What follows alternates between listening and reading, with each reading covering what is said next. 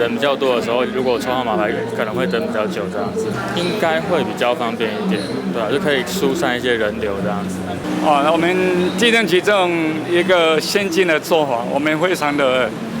肯定，而且非常的支持。如果说我们的消费者可以直接来我们的各地震事务所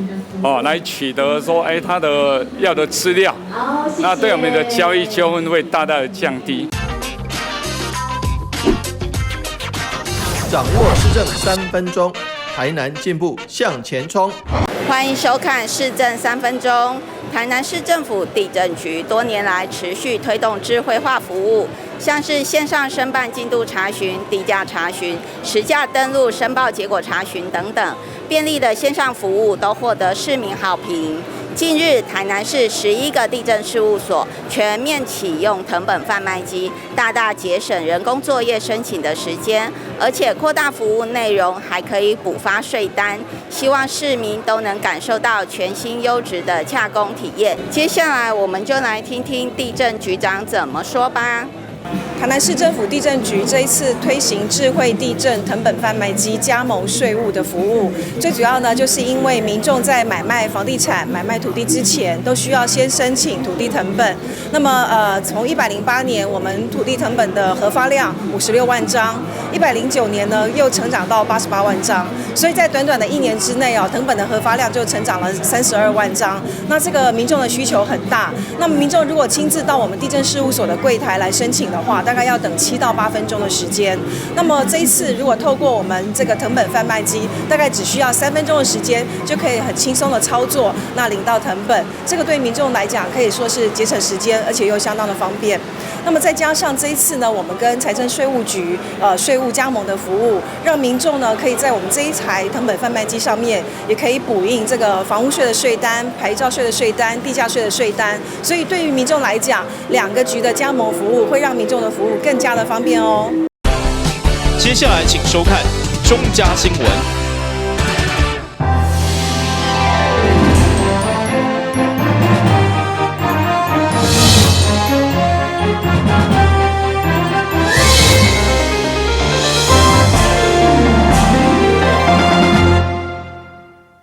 大家好，我是陈碧纯，欢迎收看中嘉台南地方新闻。下面有一连串的新闻报道，带大家做伙来关心。台南市议会由议长郭信良甲7位议员共同发起，要将所必的新冠疫苗的注射留予国产。上午伫国产高端疫苗施打的第一天，包括立委陈廷辉、议长郭信良、甲议员陈义珍、蔡旺全甲周丽等等。上午做伙前往各综合病院来施打，而且每人有备而来，伫手臂佮搭上支持国产疫苗、国力延伸的纹身贴纸。施打的过程，各综合病院总裁郭宗正嘛专程陪同，因为国产的高端疫苗采一剂式的针剂方式，唔免像瓶装的疫苗爱佮用车筒来抽，因此施打的过程嘛缩小袂少的时间。伫施打过后，议长甲立委嘛表示无啥物感觉，打完了也没有感觉啊，现在身体也没有任何的异状，到目前为止都还很健康，都很自在了，大家都可以来打，连比蚊子被蚊子叮的话还不会痛，蚊子叮了还会痛，打高端的话，真的针头那么细，真的都没有感觉。大家可以，全国的国人可以来试试，怕打针的就不怕打针了。今天在高端第一天开打的时候，我们的总统就起了带头的作用，在7点半就完成了这样的一个注射的过程。那我相信，我们也希望我们国会很多的委员在今天早上也都陆续完成施打。那也感谢我们的议长还有几位议员也一起带头这个部分是代表国力的延伸，支持高端疫苗，支持国产疫苗，是支持国力的延伸。如果说我们自己国家没有研发的能力，我们就没有办法跟别人有竞争，甚至在未来每年都要施打疫苗的状况之下，我们就要随时跟人家抢疫苗。可是我们当有国产疫苗之后，我们自己就有防备的能力，就有守护的能力，所以我们真的要一起来支持我们的国产疫苗，而且相信政府一定是会帮我们严格把关，把所有的品质控管做到最好，安全做到最好，有效做到最好，而且我们的效价是比 AZ 还高，所以这些根本就不用再担心。所以希望我们所有的国人可以来支持我们的国产疫苗。民意代表带头施打国产的疫苗，除了支持国产疫苗，嘛支持国力的延伸。毕竟家己的国家有能力来研发疫苗，就唔免甲其他的国家来抢疫苗。民意代表呼吁，希望大家做伙来加入支持国产疫苗的行列。支持国产疫苗，支持国力延伸，支持国产疫苗，支持国力延伸。台南新闻引根采访报道。为着要提升消防人员伫咧执行勤务时阵的安全性，台南市消防局伫咧23号透早，伫局内来召开记者会，针对进前消防无线电入去火灾现场会出现通讯障碍问题改善。市长甲局长特别感谢研究团队经过半冬时间的努力，所做出的成绩更有改善。看我们消防局的这个消防专用无线电盲点的这个克服的一些解决方案，事实上让我们觉得非常的感谢哈。尤其近年来在外县市哈有发生好几起的消防人员这个在执勤在抢救生命的同时自己的生命安全遭受到一些这个威胁，所以呢我想怎么样改善消防同仁执勤时候的安全设施，怎么样让他们在一个比较这个装备齐全、生命安全受到相当程度保障的保护的这个前提下来拯救。这摆针对消防无线电的问题，台南市大台南不动产开发工会嘛捐赠拢总100万的无线电专用地，互消防人员伫咧拍火的时阵会用确定无线电的通讯无问题。另外，嘛互人员伫咧火灾现场会用区内的方式来进行通讯的联络，顶拢总6项的升级，来保障所有的消防人员会当安全的来救灾。我们经过专家学者来做一个这个研究发现，然后做一个改进那我想我们台南市政府消防局长期在议会的支持、市政府的支持之下，那我们这几年呢一直在精进了很多的装备、很多的战绩那么我们无非是要让所有的警力消呢，大家都能够安全都能够安全，在救灾的现场都能够安全。所以我们怎么改进，然后这个无线电如果要确保怎么抽丝，那同仁们都了解。我希望是在座也有很多大队长你们回去要要求每天的勤田教育，或者是在灾害的现场分区指挥官或者是安全官，一定要去注意到这个细节一定要注意到这个细节。记者会现场，当时嘛有真侪议员做伙来关心这摆消防设备更新的议题，而且嘛透过简单的操作来实际了解使用的方式，并呼吁千万爱互每一位要入去火灾现场的消防人员确实来配挂，来互所有拼生命危险执行任务的人员有更较完善的保障。台南新闻刘品言采访报道。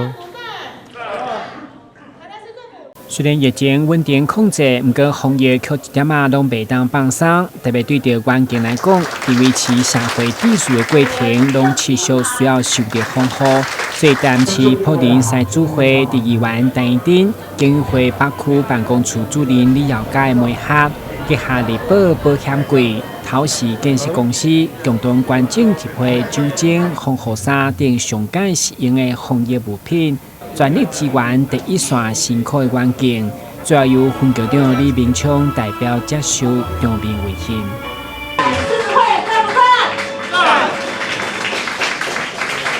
分局在今年疫情爆发以来，分局所有的警察同仁们全力以赴、无私奉献的投入我们各项的防疫工作，还有维持社会稳定。那我们国际狮子会，我们用捐赠的实际行动，来为我们第一线的人民保姆们做加油打气。今天场面特别盛大因为第一们感谢我们的博人狮子会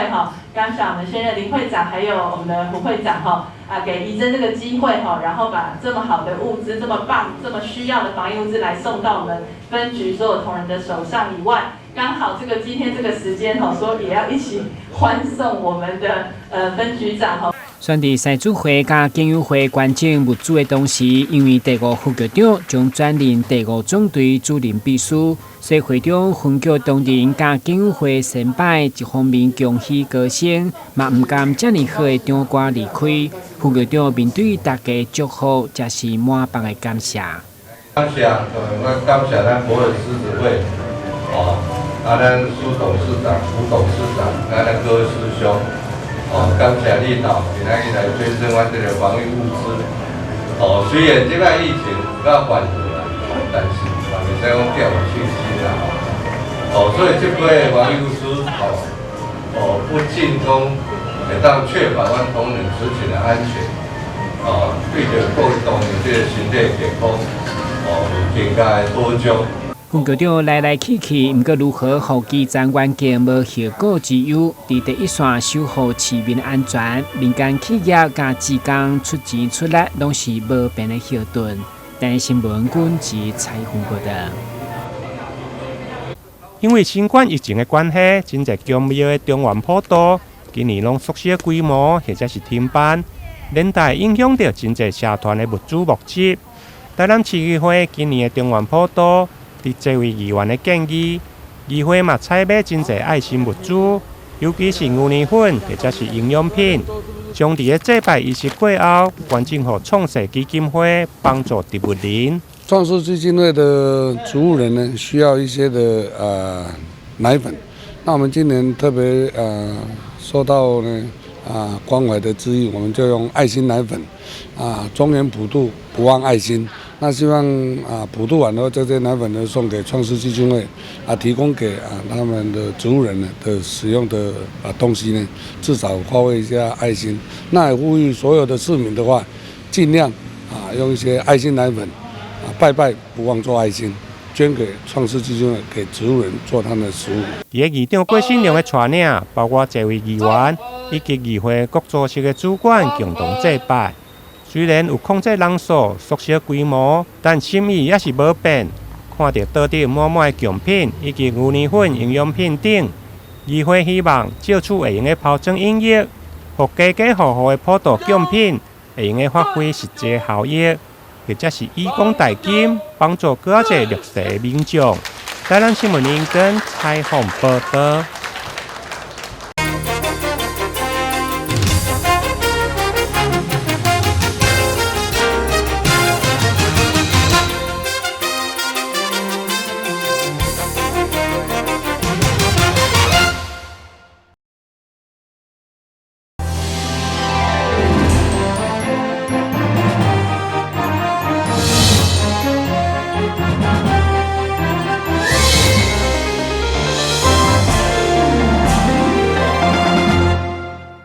以台湾国小为例，虽然目前有阳光班甲正音班的学生伫学校上课用餐，不过面对9月特别开学，学生对5月19号全国停课到达，将重新回到校园。目前防疫物资包括漂白水、酒精、甲面达等等，拢1个月以上的存量。其中翠安嘛参像准备物资同款，代替全市采购有700-800克啊，请家长放心。关物资准备的部分，不管是口罩、酒精、漂白水、午餐的隔板，还有面罩，都已经到位。那有关 SOP 的相关的作为，比如说学生的到校的体温量测，那还有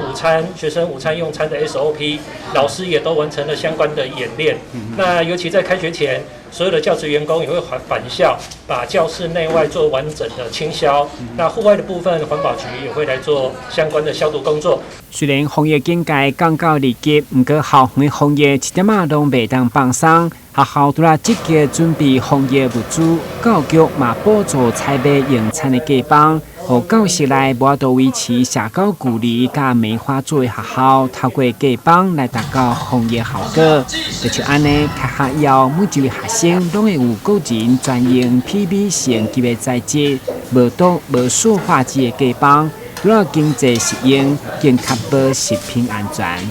这样扎起来比较安心，然后呢，有防疫的概念。会不会觉得不方便？还好。还好，就习惯了这样。好，为了防疫关系嘛，哈。从帮忙打菜的小朋友跟老师使用的这一个面罩，以及每一个小朋友用餐的时候都有一个隔板。那我们相关的采购这些物资都有无毒的相关的证明。那应用在学生午餐的整个 SOP 上面，那这个部分也请家长都能够放心。市长伫防疫记者会嘛强调，因为市场的需要，真侪假帮对原本一片560块，现在起价到200多块，所以嘛提醒各校采工只要合用的就好，无一定爱透明的阿古里。各种各式各样的东西都可以成为隔板，像这个珍珠板哦，你要做海报的珍珠板也可以做隔板，像这个塑胶瓦楞板。也是大家可以看手板或做海报的，也可以作为隔板。像这个封扣板，这个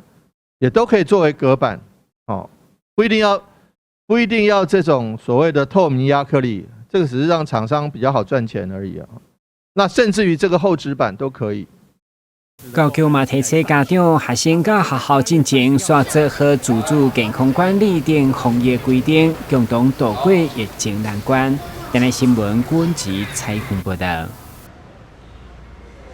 疫情一步一步解封以后，由市府社局伫社区关怀据点所规划多元健康出诊的课程，第一站选定英雄社区举办，邀请局长到院来分享，先互每一位长辈伫海报顶面画下伫局长表演的角色。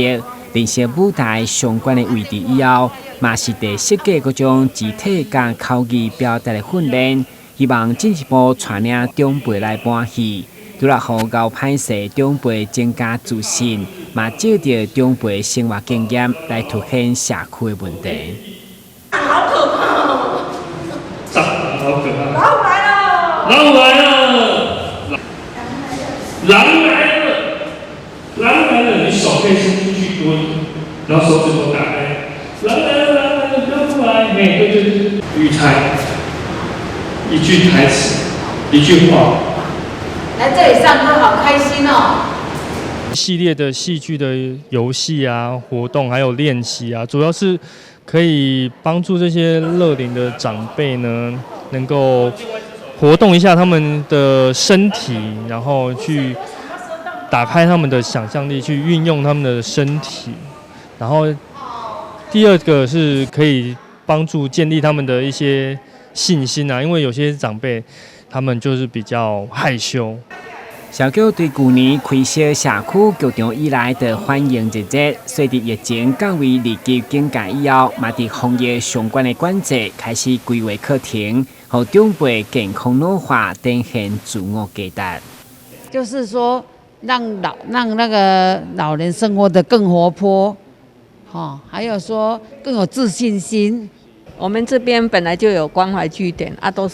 对象都是老人家啊，所以我们透过这个活动，希望有更多的老人家来这边参与啊，使老人家不会太那么无聊，就是增加老人家的活动力。啊，请这老大人吼，咱这关怀据点的老大人来这运动啊，先煞搬戏啊，互这人会当疏解因的压力安尼嘿。并且只看电视演戏，真少接触戏剧的阿嬷，只会家己徛上舞台来演出精彩一夜。但新闻管制采访报道。糖尿病比较严重。糖尿病甲慢性病患者需要长期食药控制，不过有部分的患者因为烦恼疫情，耽误了去病院提药的时间。医师就提醒，在疫情期间，患者要如何回诊甲提药？拿药的部分的话呢，建议绝对不能中断因为在中断用药的情况底下，血糖处于更不稳定的状况，这时候一旦染疫的话，后果会更为严重。那所以呢，如果真的很害怕医疗院所的部分的话呢，又可以利用一些视讯远距医疗的一些资源来跟医师做病情上的沟通。那不过呢，尽量在这个抽血检测的部分的话呢，也要跟医师讨论。如果医师认为病况稳定的话呢，适度的拉长抽血的间距是可以的。但是如果病况不稳的话呢，尽量还是有抽血的数据，让医师来参考做调药的动作。除了回诊甲提药，医生也建议会当多加利用工具掌握身体状况。那平常自己在家里的一个监测就是用血糖机。那如果真的呢很不舒服的情况底下，尤其在很困难控制的糖尿病族群，如果当不舒服的情况产生一些恶心感，甚至食欲不振的状况，有时候呢，除了血糖以外呢，也可以考虑买这个测量血酮的这个机器。如果当血中的这个酮体呢产生过高的情况的话呢，就要立即就医，因为这个时候再严重下去，有可能就会导致酮酸中毒的产生。也医师表示，糖尿病友在过去无疫情的时，有着医疗团队甲家人的充分支持。到了后疫情时代，真侪时阵需要有自我处理的能力，善用工具以及一寡稳固医疗卫教资源，也是非常重要而且必须的能力。台南新闻张硕伟采访报道。感谢你收看中嘉台南地方新闻，我是陈美纯，咱再会。